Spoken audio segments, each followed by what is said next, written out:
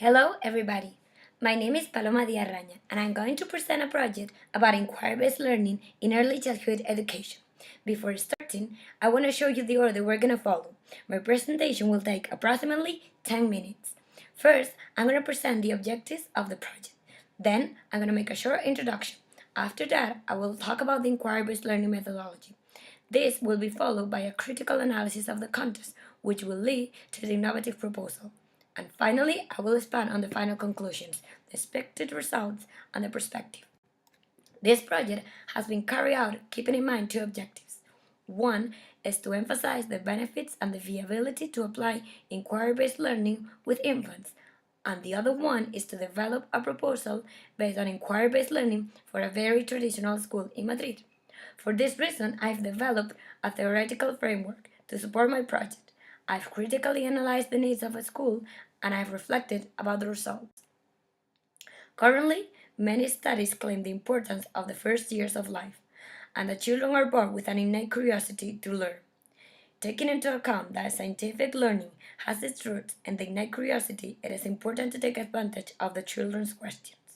The inquiry-based learning methodology bases its teaching on the student's previous knowledge, and it claims the importance of connecting what is learned at school with the real world.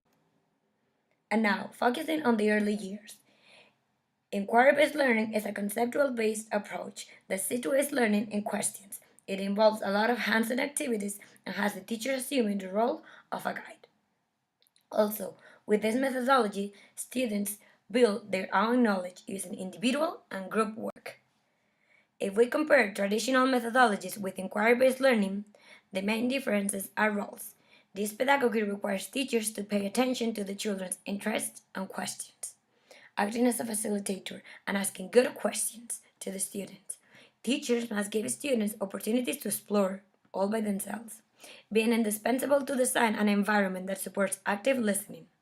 Inquiry-based learning is a student-centered technique where students are demanded to be active and ask questions to the teachers. They play with possibilities and get involved in reflections. Students benefit in many ways from inquiry-based learning. For instance, they develop investigative strategies as well as their creativity. They improve their critical thinking, problem solving, and social skills. Students increase their interest towards science. They learn how to formulate questions and work cooperatively, and they are usually highly motivated. But this methodology implies many challenges as well. Some of them are to make teachers aware of the importance of the students' questions, to scaffold students properly, the lack of time to fulfill their national standards, their reactions at the beginning, and the loss of control with open scientific inquiry.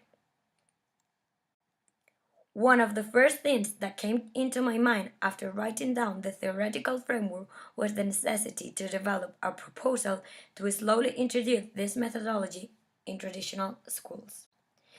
So, we now move to the innovative proposal, which will be addressed to the 5-year-olds of Los Tilos, which is a Catholic charter and all-girls school located in Puente de Vallecas, in Madrid.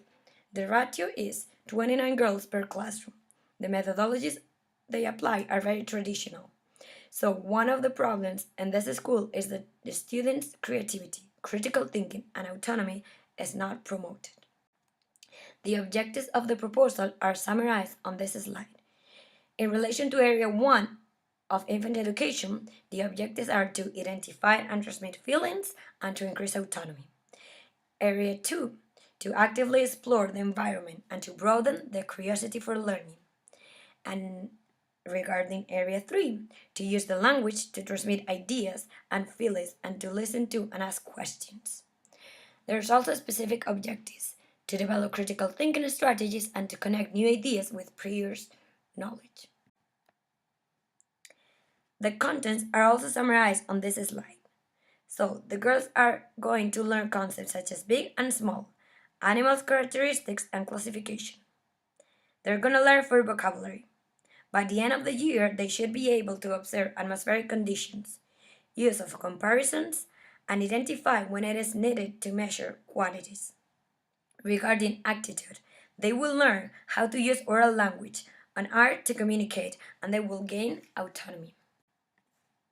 Visible thinking routines, which foster abilities, attitudes, and alertness, are going to be introduced in the classroom. These routines have the goals of making thinking visible, motivate students, provide deeper understanding, help develop critical thinking skills, and promote students' construction of knowledge. And now, one activity from each term is going to be presented. This first activity will last a month, and students will draw a big map of Spain. Then, they will create flashcards with different weather conditions. Every day, the girls will put the corresponding symbol according to the weather in Madrid and 3 other areas of Spain. They will keep a record of the weather in Madrid on their portfolio, and at the end of each month, the students will see what's the weather condition that predominates. The second term they will work on animals. The students will be shown a poster, and they will be asked the following questions. What do you see? What do you think about it? And what does it make you wonder? The teacher will record the replies on a chart. After that, the students will have time to reflect on their personal portfolio. The third term, they will be working with the topic food. For 4 weeks, a sensory table will be set in the classroom. Students will have the chance to play on it with the Spanish and the English teacher so that they acquire the vocabulary in both languages. The first week, the sensory table will be filled with legumes, colored rice, whipped cream, and water. Furthermore, the students will be given kitchen supplies to play with the food, and they will reflect about the experience on their portfolio. The assessment policy developed aligns with the International Baccalaureate Primary Years Program. There will be an initial assessment to know the reality of the students through observation, an assessment of the process for students and teachers through personal reflections and feedback, and a final assessment to know what the students have learned through observations and one-to-one conversations. With the application of this proposal, the students are expected to increase their creativity, autonomy, critical thinking, and communicative skills, which were some of the bigger uses in the infant classroom. Moreover, they are likely to develop their ability to observe and an enjoyment of learning. However, due to the smooth introduction to inquiry activities, these results will not be visible in the short term. We now move on to the conclusions. The first one is that inquiry-based methodology can be applied in the early years. The second conclusion is that it actually has many benefits for them. And the third one is that inquiry can be applied in traditional schools.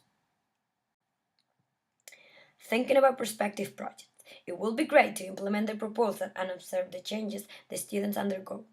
It would also be good to promote more investigation in the field of inquiry in the early years. Furthermore, it will be very useful to carry out a comparative study between a class using a traditional methodology and the other one using the inquiry approach. And finally, it could be interesting to observe a group of students receiving this type of education from their childhood in order to observe their progress.